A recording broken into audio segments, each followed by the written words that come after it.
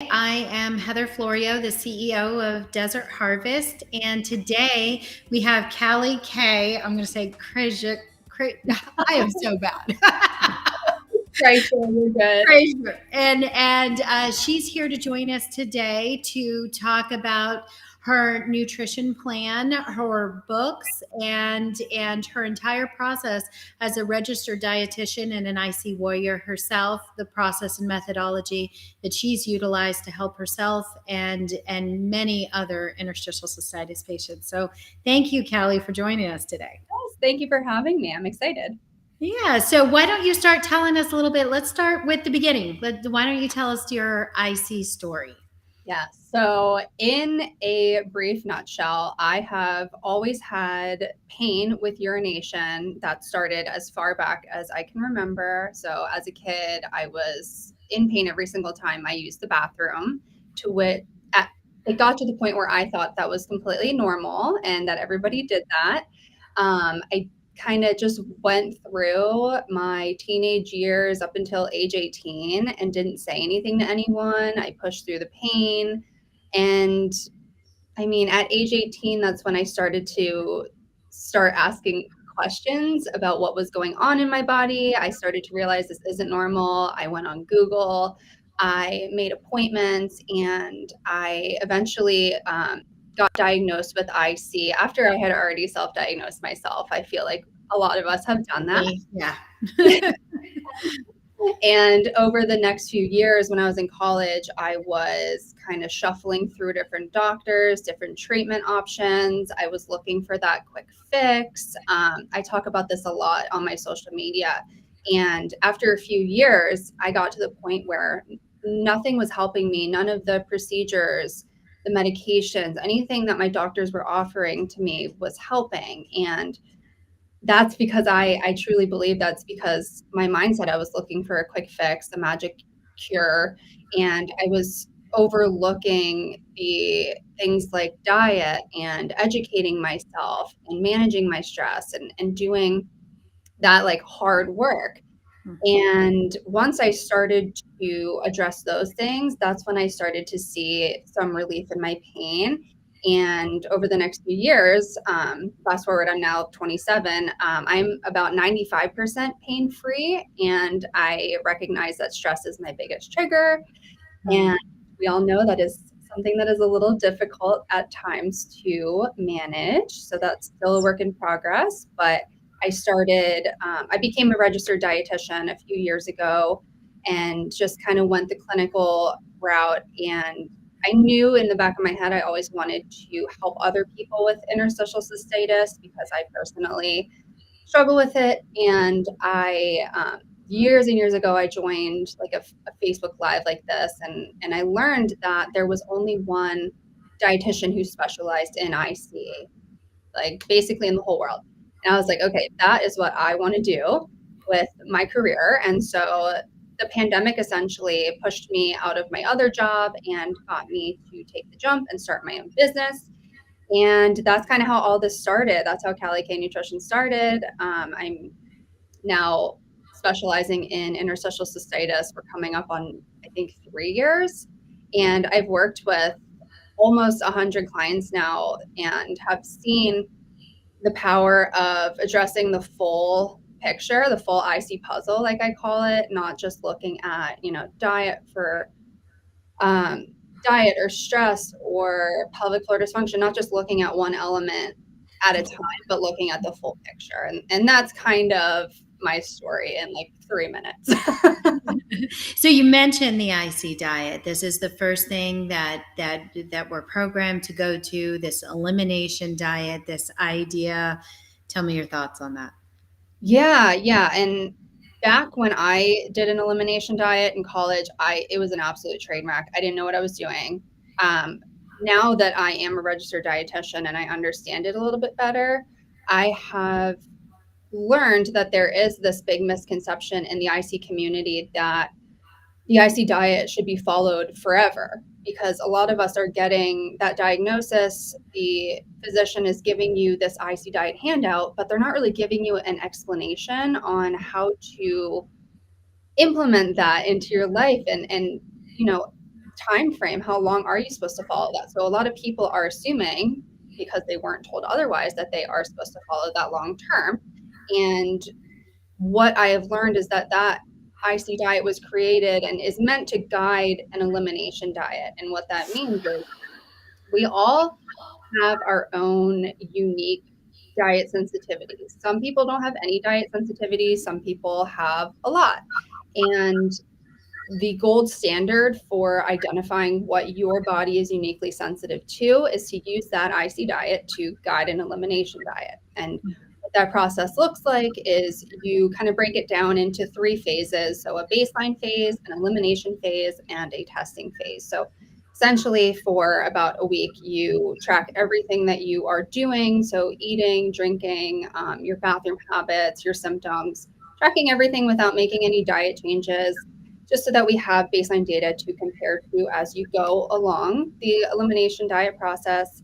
And then anywhere from 2 to 4 weeks, the following 2 to 4 weeks after that, I have my clients do about 3 weeks is the elimination phase. So that's when you would be following that IC diet. That if you're thinking of the 3-column one with the bladder friendly, the try it, and the caution items, you would be eating off of that bladder friendly column. Trying to eat as much variety as possible. We want to make sure we're not causing any sort of nutrient deficiencies or anything like that. And then after that, you go into a testing phase that can last anywhere from, I don't know, 2 to 3 months, depending on the person. And that's when you would introduce things back in your diet one at a time so that you can evaluate what your body's response is to that item. And we also want to know if you're sensitive to something, can you consume that item in a certain amount? Or can you have it once in a while? We want to know those things so that we can improve our quality of life, because we live in a food centered society and we also want to increase confidence. So that's kind of what the process looks like. So when you're eliminating one of those foods, or you've eliminated and now you're reintroducing one of those foods, and how long of a time period are you saying to essentially give that introduction before maybe you try the next one? So we do in my program and with my clients, we do a 3-day testing period. So on day 1, you do a very small amount. And then day 2, you increase that if you have no symptoms. And then on day 3, you do whatever a full size portion would look like for you. And then you would take a resting period between, so 2 to 3 days, because there are certain people who have delayed response times to certain foods. So we want to make sure that we have like a washout period between, and then you can move on to the next item. So that's kind of how I do it. And then you mentioned nutritional deficiencies, and that we can really get easily nutritionally deficient on the elimination diet. So what do you see there with an IC patient, the typical struggles, that type of thing? I see people developing a lot of stress and anxiety around eating, some food fear, and that can cause people to get stuck essentially in that elimination phase that I just talked about, where they're eating like the same 10 to 12 foods every single day. And when you're not eating variety in your diet, there's a lot that can kind of go wrong if you're not really paying attention to it. So that is one of the main risks. And we also see a lot of like weight changes, like unplanned weight loss due to those reasons, and that can be dangerous.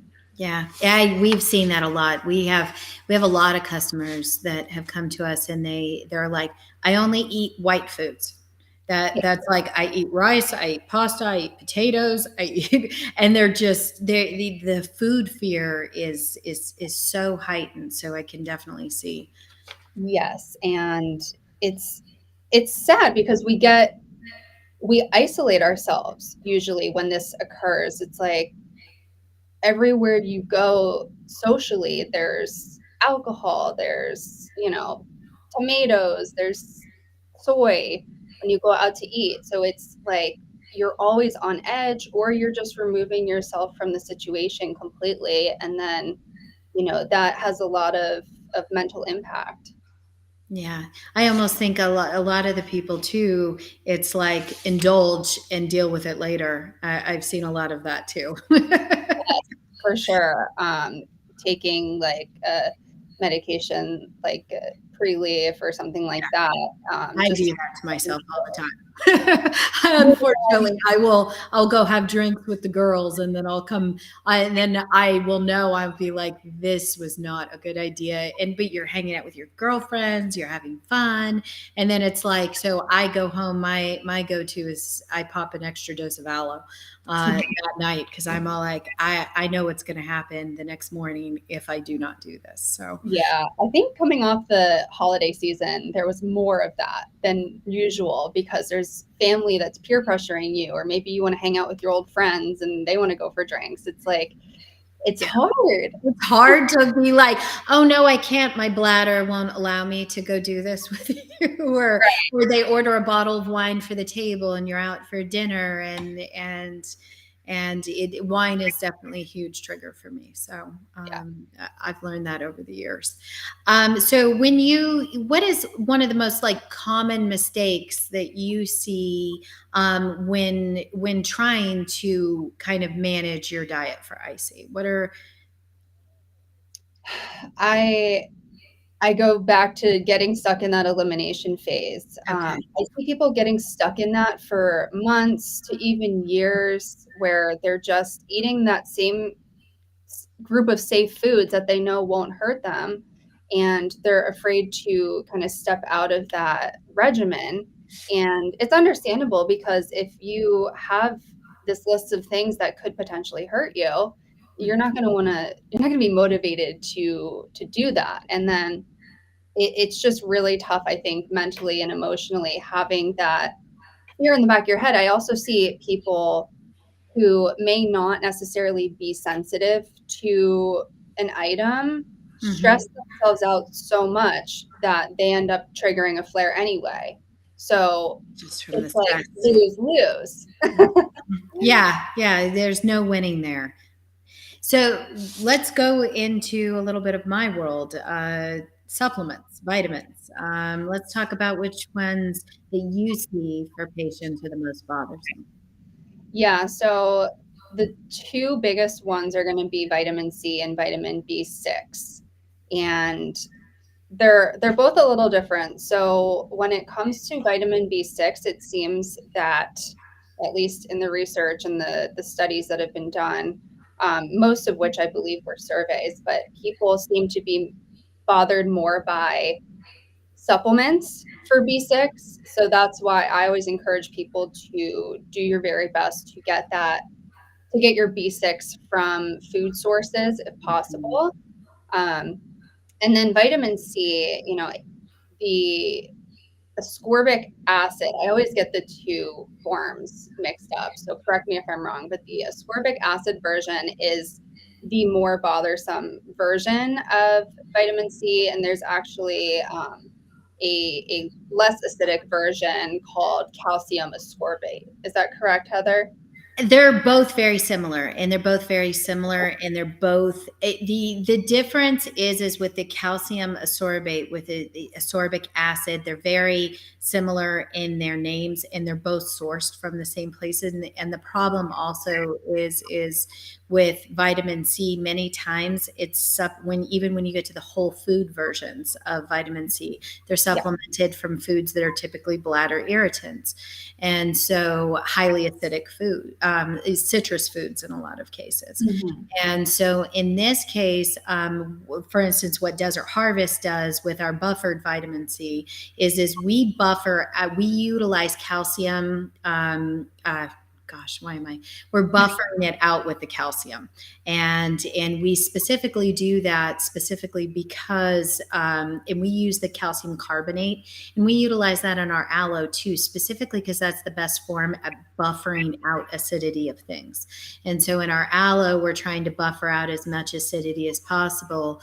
And in our vitamin C, we're adding the calcium to kind of help, additional calcium to help buffer out that acidity. Now, obviously, it's interesting, as you talk about stress responses and things like that. Even with this, we still have people that are so fearful that even when they take it, no matter what, they get that stress response. and you have to go in it knowing that we've processed it the right way to make it. This would be the same like the on brand name that you typically see in a store would be like an Ester C. But that it's a brand that's also been around for a while as well, that also buffers out with calcium to buffer out the acidity. We do use the calcium ascorbate version, which is going to be very similar to your ascorbic acid version, and same sourcing. It's just needs that buffer to make that possible. So. Mhm. Exactly. And then just reviewing food sources for the listeners if they prefer to try for the food sources before they go to a supplement.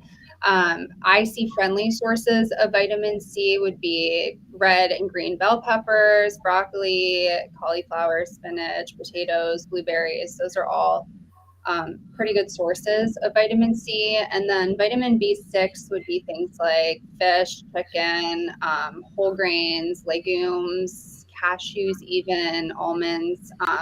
So those are some good food sources. And um, I always try to recommend going for the food first. And then if you're still Yes. falling short, then that's when a supplement can help. Yeah, that's where it makes the most sense. Like for instance, our B complex without the B6, there are multiple things that are happening in there. We take out the B6 because not only is it a bladder irritant, but it's so readily available in foods naturally, and we get so much of it naturally in our diet that deficiencies in B6 are not that much of a concern.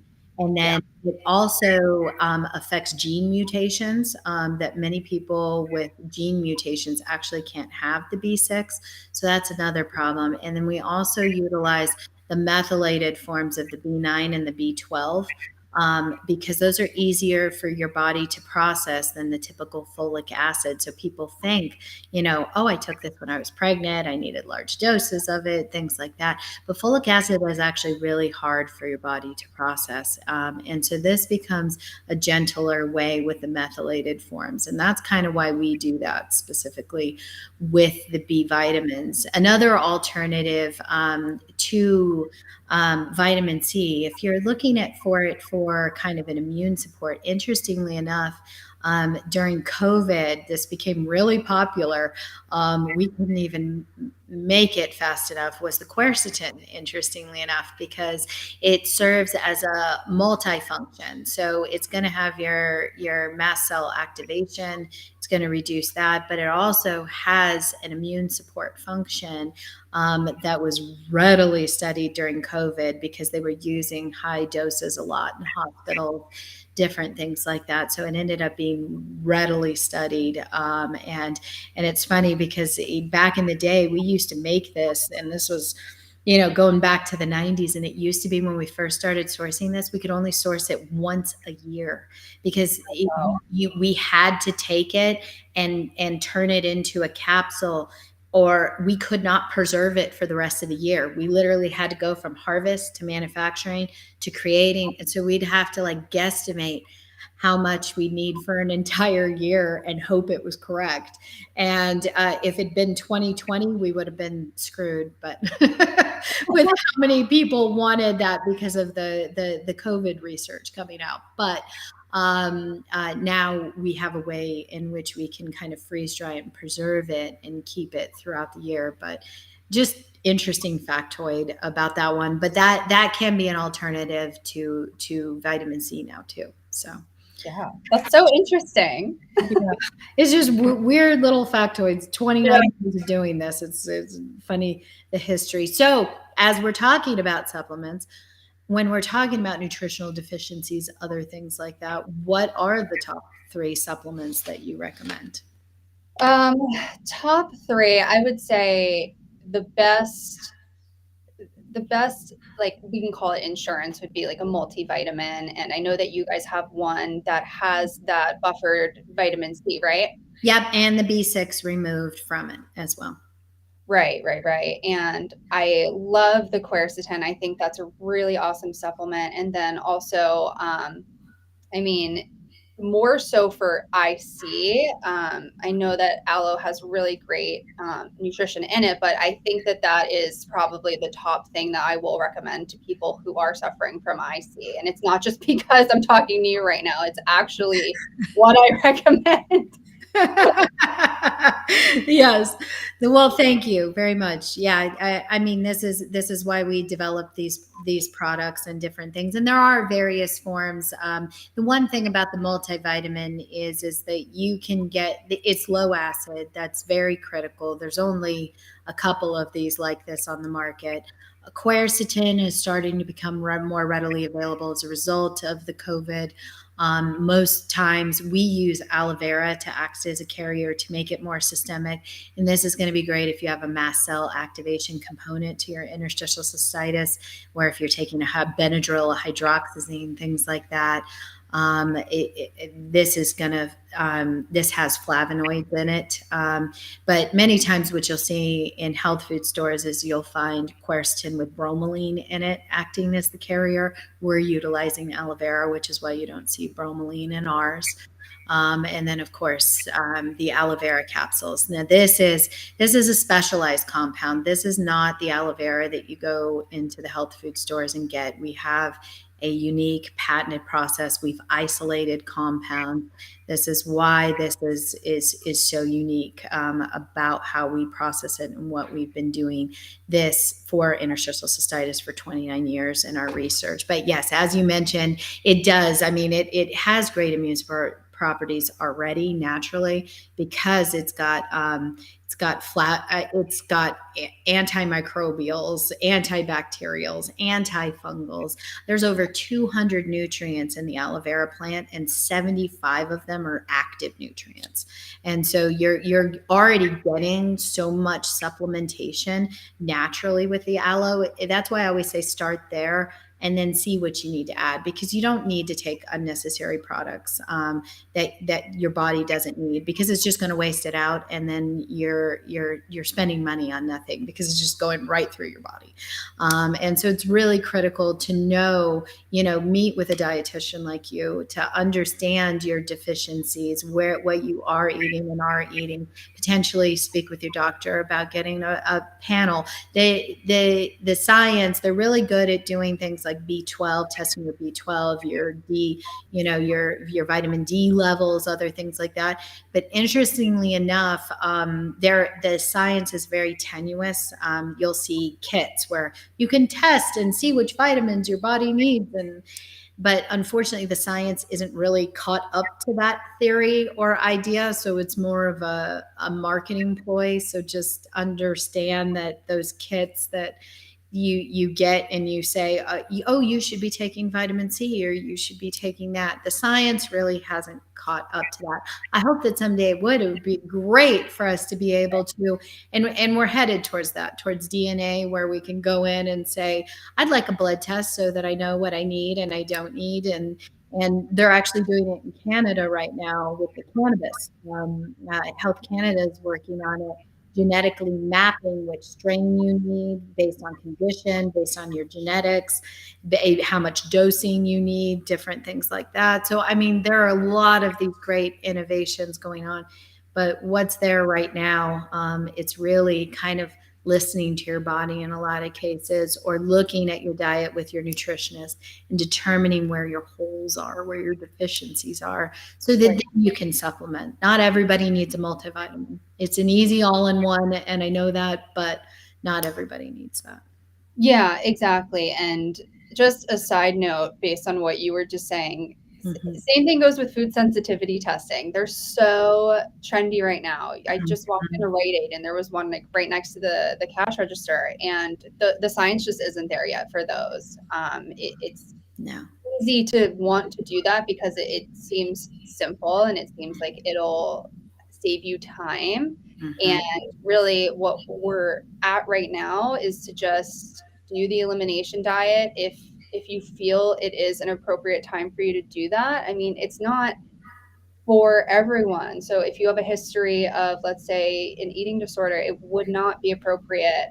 If you're able to, like you said, work with a registered dietitian or even a doctor to help you through that process, that's even better. Yeah. And that really is because it helps you guide you on the journey. They can use the science that is there to help support some of it. And then the other parts, they can look at your diet. You can do food diaries. You can find these nutritional deficiencies in your food diaries, and just mapping this out with a clinician like you is very important. So one of the things I think that we didn't talk about, I'm looking at my notes here. So we were talking about I think the only thing we didn't go into is how can you, if you're also, let's say you're having to follow other diets like the FODMAP diet, you've got other, because we know that so many IC patients have other comorbidities, other conditions in addition to IC in a lot of cases. So how do we balance when we have multiple diets that necessarily we may need to follow? Yeah, so a common question that I get asked is, if you have both IBS and IC, can you follow both the IC diet and the low FODMAP diet at the same time? And the short answer is, yeah, you could. Now, do I recommend doing that? No, that's going to be extremely restrictive. And all those things, the risks that we talked about earlier, would just essentially be doubled. So I have had a few clients where we've had to prioritize one over the other. So for example, if your IC is the more like the priority, we could go through and do the elimination diet for the bladder irritants. And then after that, we could transition into looking at doing an elimination diet, looking at those FODMAP items. Mhm. And it's actually interesting. The low FODMAP diet and the elimination diet for IC, the process is very similar. So that is a really great thing to know. But there are also dietitians who specialize in IBS, and that's all that they do, similar to me only doing IC. So if you can find somebody that can help you through that process, that would be the safest option.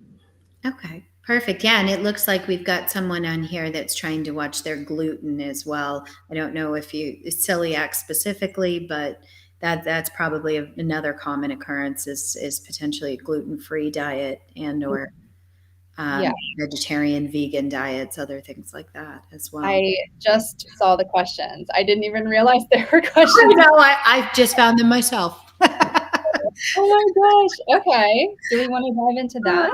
Yeah, let's dive into this a little bit. Okay. So, one of the things that ask you, and I think this might lead in very well to the is drinks. So we were talking about drinks and IC friendly drinks. You have a cookbook for this, right? Yes. So myself, my support dietitian, her name is Beverly Levesque, and one of our clients, her name is Carrie Cole. She is like the best IC friendly cook ever.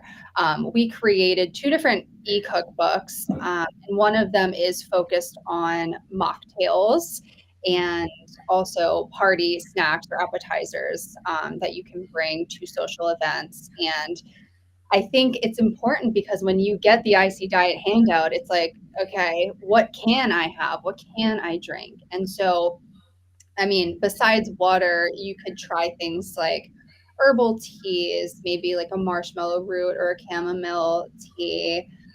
You could try coconut water, but making sure that it doesn't have citric acid in it because brands love to put citric acid in everything. I like aloe juices. Yes, exactly, exactly. And so that's kind of why we wanted to create a mocktail book, is because there weren't many options out there that were both alcohol free and bladder friendly. So we have, I forget how many recipes we have in there, but it is quite a few. And they also just like look really pretty and they taste good. Ah, that's even better. Tastes good is good. Sometimes you can get these like specialty, cookbooks, and you're like, this is cardboard. So, Exactly. so one of our questions we have here, Gail has asked, is vitamin K okay? Vitamin K seems to be okay. I haven't seen any research or anyone saying that they have issues with it. I think that kind of gets with the potassium since it, or Mhm. we're talking about vitamin K, we're not talking about potassium. Yeah, we're talking about vitamin K, but Vitamin K, yeah, no. lead in. Yeah, No. I have not heard of anyone specifically isolating over the past 29 years vitamin K as a Yeah. bladder irritant problem. But if you have overlapping comorbidities, it could be coming from something else potentially. So maybe. Mhm. Good point. I guess I'll take this question. How does aloe vera help with interstitial cystitis?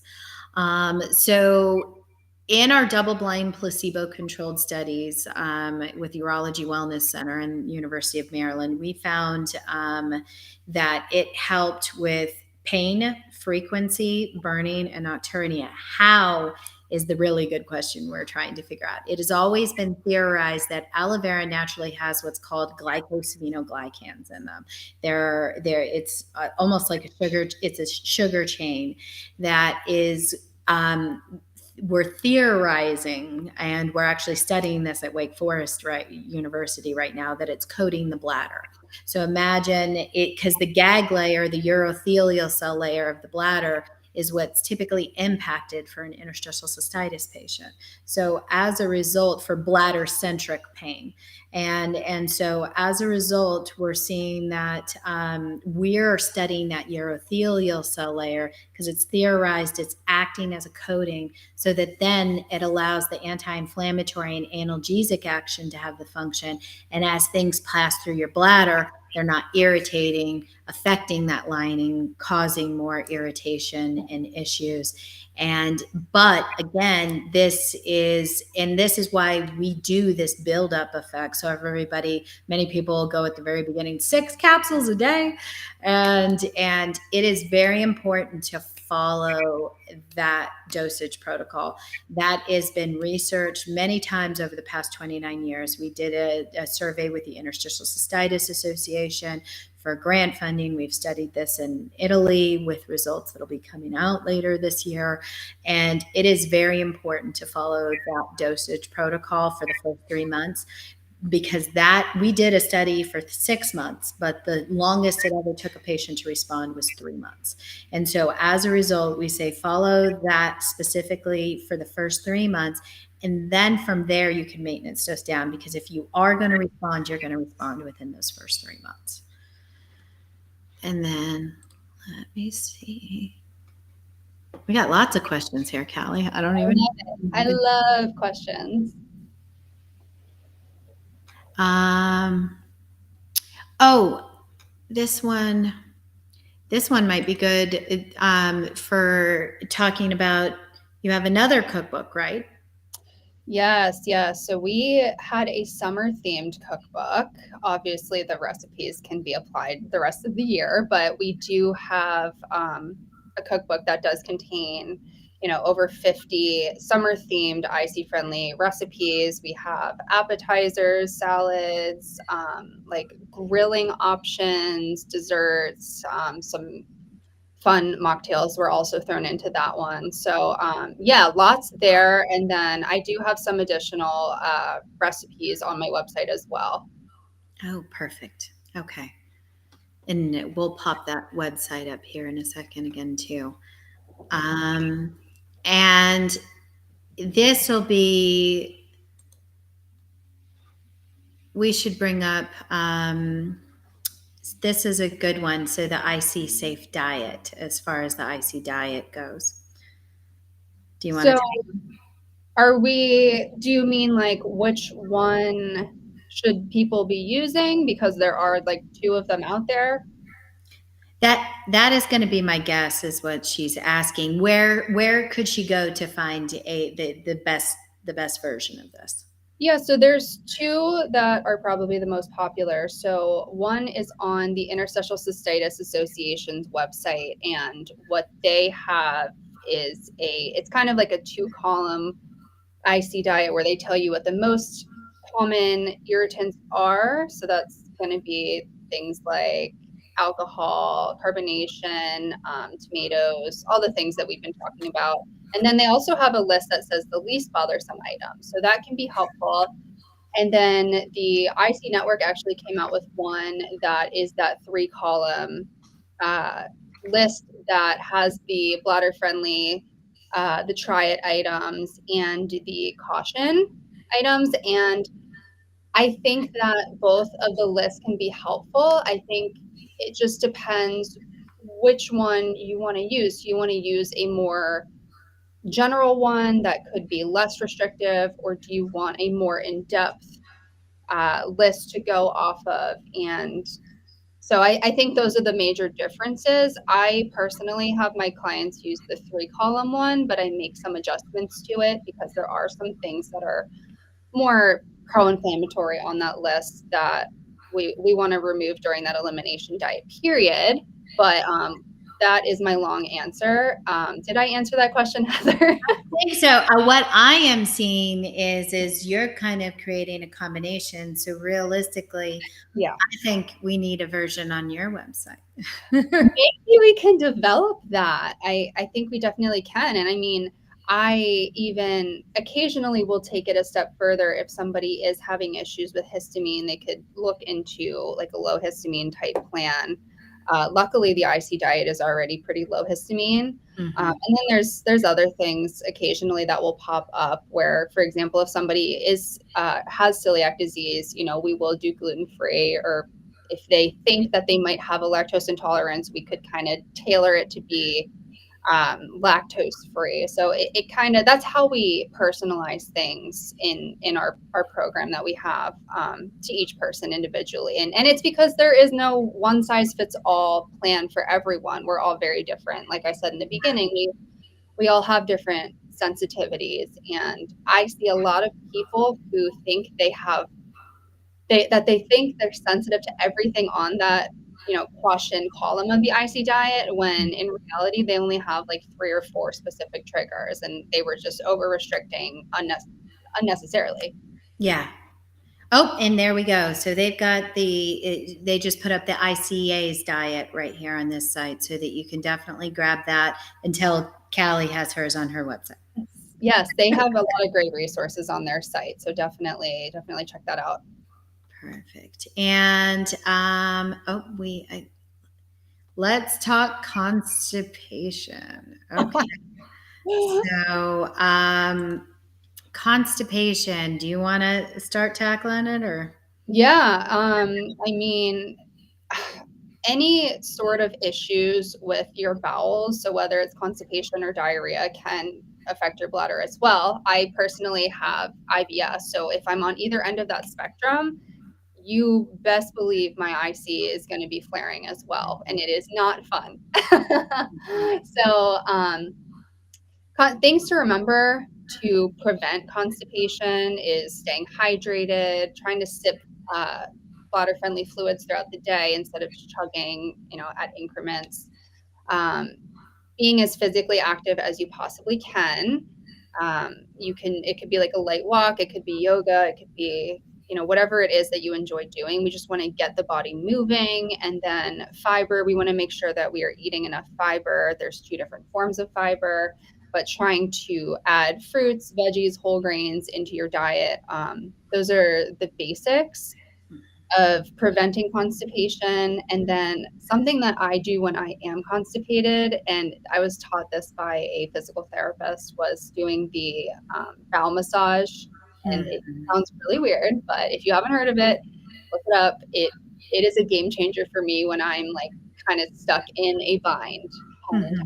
Yeah, we actually review it in my book with Ingrid Harm Hernandez, The Musculoskeletal Mystery. So we go into constipation a little bit, as well as a full overview of pelvic floor physical therapy, including there's a portion on constipation specifically. My other go-to, of course, is our product, the magnesium, because I try to. Most of us are magnesium deficient just generally. And so I just try to keep a little extra magnesium. And we, Desert Harvest, we utilize the magnesium oxide form because it redirects water to the bowel just to keep the bowels healthy and moving. So that's kind of my big one. But I also travel a lot, so I'm eating on the go and traveling, and you may not necessarily get your full water intake, and so sometimes I have to up that dosage from my my couple a day. But just to help keep things kind of, so we've had a lot of people over those years that have used it for opioid induced type constipation, other medications that are inducing constipation. We have a lot of people that will use the magnesium oxide as an offset, which you can talk to your doctor about dosing, because there you can go all over the place with dosing. It can be anywhere. I mean, I've seen as much as 9 a day for opioid induced constipation, and like I said, I do 2 a day just to have more magnesium in my diet, and to just always keep things regular, especially when I'm on the go so much. Mm-hmm. Yeah, that's a really great supplement for that. I totally forgot when I was on massage. Yeah. Oh, and I guess this is a plug to say that if you're on taking calcium, you're doing any type of calcium, even the pre-leafs of the world, things like that, you need to be offsetting equal parts magnesium to equal parts calcium, because you will get constipated. So whatever milligrams of calcium you are taking a day, you should take equal parts magnesium, or you will get stopped up. And as we all know, that's uncomfortable and painful and hurts the bladder even more. It just creates overall more pelvic pain. So definitely make sure that you're balancing those two elements and equaling them out if you are supplementing calcium. So Absolutely. And then this one.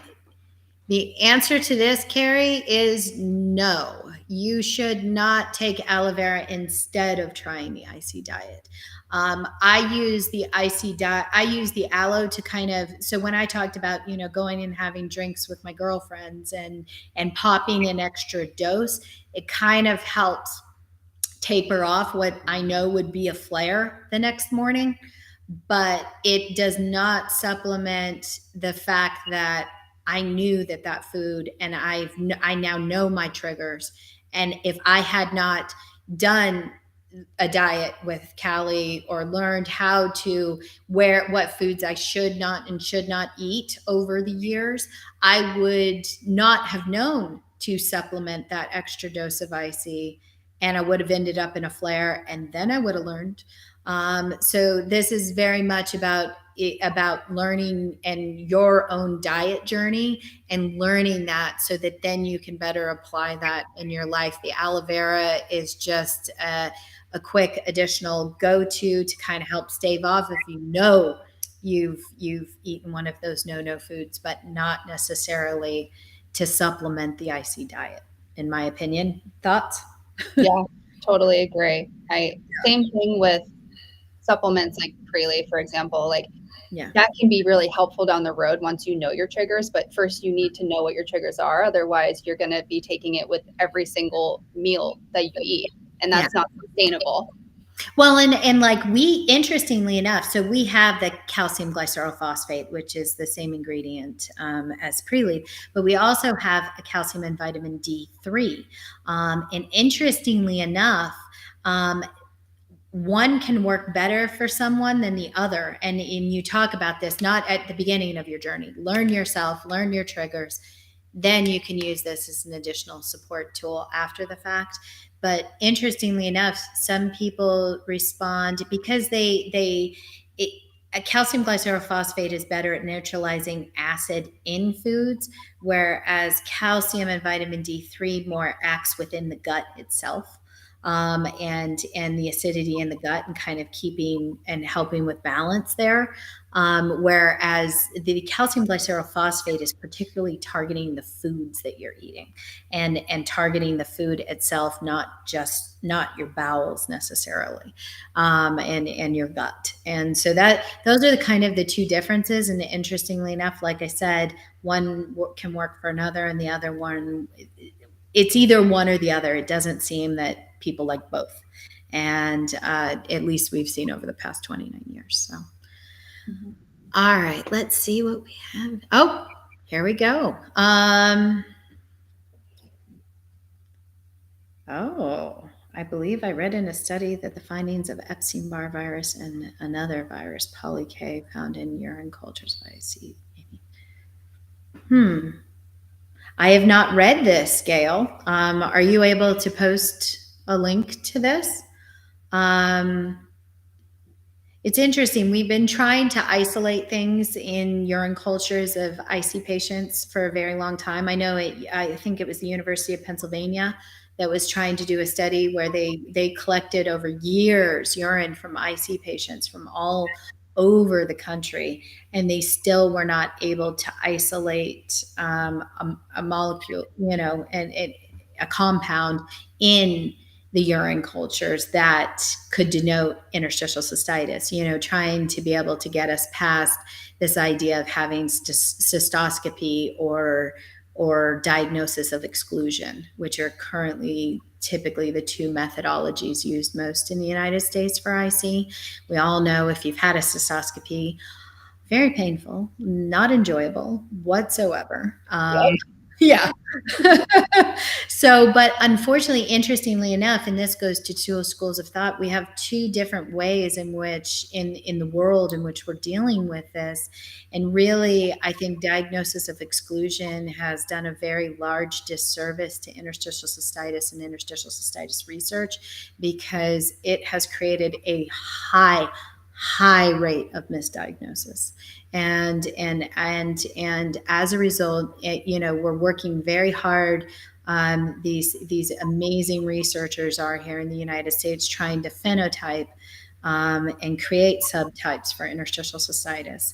And recently, about a year ago, it was November 2021, at UCLA, they did a machine learning program that was actually, for the first time, Dr. Lenore Ackerman was actually able to dump patient data into an AI machine learning program that then was able to find 3 distinct categories. Some people had overlap, but many were isolated into only one category. So you had bladder-centric pain, the true IC pain. Your pain was coming from your bladder.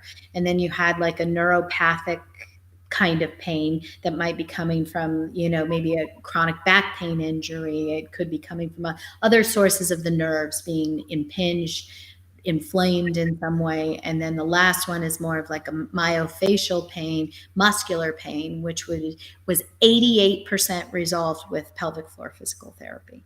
And so we've got this really kind of thing where we've lumped so many people. And interestingly, in Europe, they don't do that.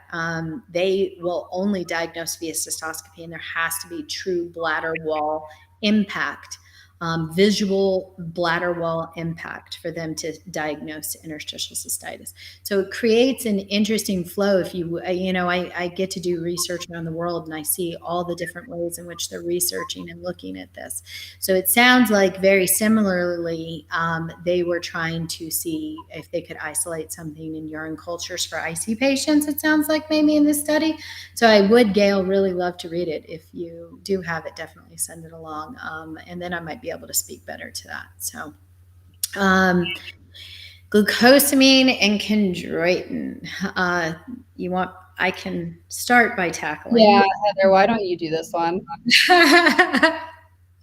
So interestingly enough, there are very interesting schools of thought. So there have been several studies with glucosamine and the bladder wall, and the reason, and in chondroitin in combination. The reason is there are glycosaminoglycans, just like in aloe vera. There are glycosaminoglycans in glucosamine and chondroitin. However, it's almost like it's an additional support tool in combination with something. It's not enough on its own or by itself. If you wanted additional bladder lining support for the urothelial cell layer of your bladder, you could add glucosamine and chondroitin. That is why we have it. Interestingly enough, if you're trying to supplement it for your joints, recent research came out that is very damning to glucosamine and chondroitin as far as it relates to joints. And interestingly enough, it actually showed that collagen is much more beneficial to the impact of our joints and joint health via the elasticity piece than glucosamine has been over the years. And most of the previous research has recently been debunked in regards to glucosamine as it relates to joint health.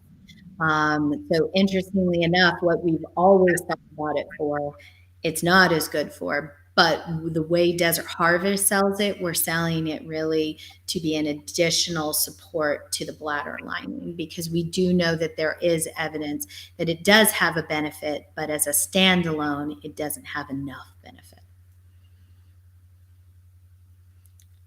Ah, there you go. I'll let you take this one, Kelly. Yeah, so we do know that artificial sweeteners are one of the more uh, bothersome items for people with IC. Obviously, as a diabetic, yeah, regular sugar is going to be an issue for you.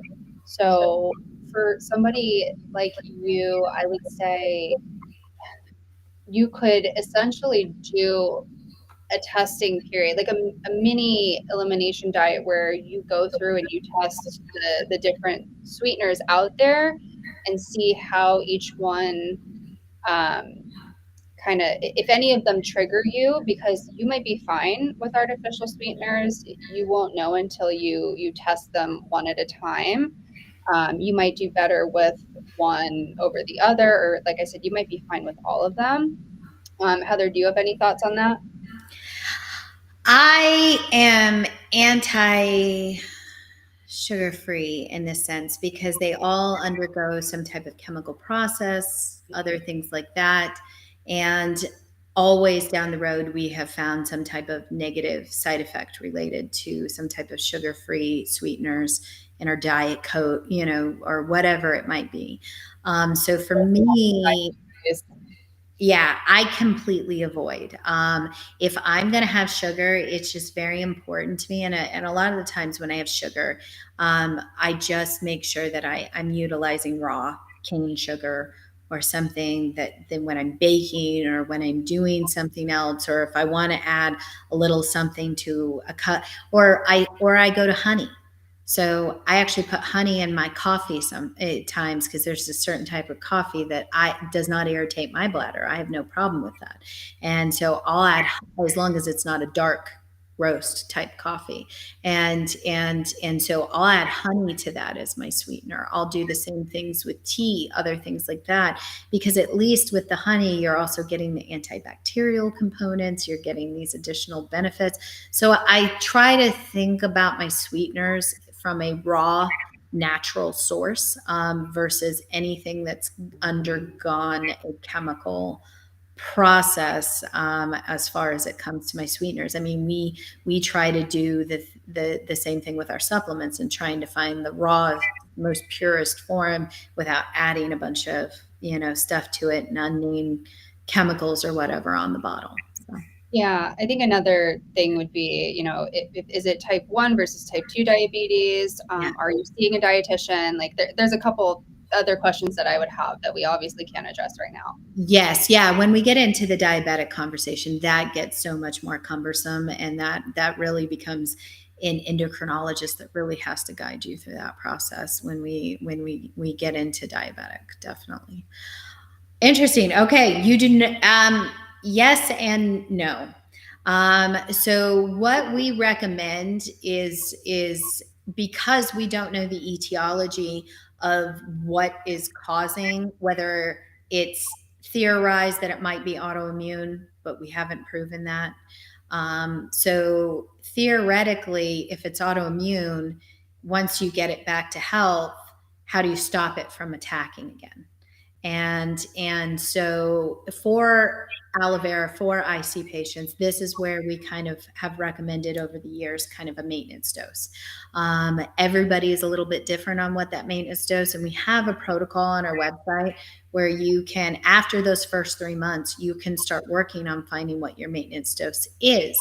And that's different for everybody. For me, I do 3 capsules a day. That's my maintenance dose. It works great for me. But we have some people that take 1 or 2 a day. We have people that alternate and don't take it all of the time, and just take it here and there. So it really, you're going to know your body the best, and you're going to be able to listen to your body the best. This isn't a cure. This is a bladder support piece that is it's the IC itself is not cured. And so you definitely have to think about, especially because we don't need the etiology. And if it's autoimmune, it's just going to turn around and attack your bladder again if you don't have this protective coating in theory. And so we definitely do recommend a small maintenance dose, but it doesn't have to be the 6 capsules a day. It's, just a couple. So it's not any different than your other supplementation. It's got great immune support properties naturally. So, and it also is great just to take regularly because our aloe vera also has D-mannose naturally in it. And so D-mannose has been proven in studies to bind to E. coli bacteria, only E. coli bacteria, and flush it out of the system. So theoretically, you're getting an additional support piece, especially if maybe your etiology might be theorized to be related to chronic UTIs or something like that. Although we're only talking one type of bacteria at this point, but you do have that D-mannose piece naturally in the aloe. So, and then Callie, this one, take it away. Can your food triggers change over time? So we don't have any research that confirms or denies this. I usually give myself as an example. So years ago when I was in college, I couldn't have basically any of the caution items on the IC diet list. I would react right away. And as time went on and as I got my symptoms managed and minimized, I can consume all of the things on that list in moderation. Obviously, I can't go have like 3 glasses of champagne in a night, but I can have one once in a while. And so I find that as you get your symptoms managed, they can decrease. Although, like I said, we have like no research to go off of when it comes to this question. Have you had people that have like popped up and then had suddenly new triggers where they've done the elimination, they've determined their triggers, and then later down the road a new trigger pops up? Not really. No? No, nothing yet, at least. Okay. Yeah, it's very interesting. Well, that's good to know. That once you kind of figure out the sourcing, you don't have to worry about it as much down the road once you've kind of gone through the process. So that's good. Yeah. Okay. Yeah. Fruits that are IC friendly, the go-to would be blueberries, coconut, apples, and then there's a lot of, kind of try it items when it comes to fruit. So there would be, I would say things like bananas are going to be 50-50. Some people can't do them at all. Other people are fine with them. So that's going to be where the elimination diet will come into play and be really helpful. Perfect. Probiotics. Yeah, I'm a little, so we sell a probiotic. But we only sell this one strain, and we do it on purpose because IC is theorized to be autoimmune potentially. It potentially a lot of comorbidities that are other conditions that IC patients have typically are autoimmune related in some way. And most probiotics on the market actually cause an inflammatory response. And so you're inflaming your condition essentially. And so we chose the Bifido if you do need a probiotic, which everybody doesn't. And this is the thing I strongly like. I don't tell everybody. It became very trendy for everybody to take probiotics. And then they're wondering why their gut health is messed up now all of a sudden, or their stomach hurts or different things. You may not need a probiotic. And this is a good conversation to have because we only sell this one because it's the only one that has been researched been proven to not inflame autoimmune conditions, Bifidobacterium infantis. And so that's why it's recommended by so many gastroenterologists, this particular strain is because of that. But if you don't need it, don't just get a probiotic because it's trendy or that you think you may or may not just to have good digestive health. Probiotics are for people who need it, and not everybody needs it. And those are my essential thoughts on probiotics. Yeah, great thoughts. Yeah. For pain, this is going to be so aloe vera, if you're talking about interstitial cystitis, the aloe vera capsules, the super strength aloe vera capsules does have a response. Pain was one of the markers of response rate in the 87.5% of IC patients that responded to the Desert Harvest super strength aloe vera. However, we know, and you just talked about this, we want something instantaneous. We crave a quality of life back. We crave, and so for that reason, for 5 years or so, we were researching CBD. And we did a study at McGill University that showed that it reduced bladder pain by 83% after 24 hours. And so this was very, very ideal, and this was actually quite amazing. We just introduced those results. So there is a positive response in regards to pain as far as that goes, for interstitial cystitis, specifically for bladder pain with a more instantaneous result. We did see it waned after about 72 hours. So it's something that is at more instantaneous treatment, but not a long-term, necessarily maybe solution for everything. But yeah, so I do know we're hitting the 3:00 mark. I do know you need to go, Callie. So here you've got, do we have the website or the info? You can email us at info@desertharvest.com. And we will be happy to get in. And if we missed you, I apologize. We were trying to get through all these questions.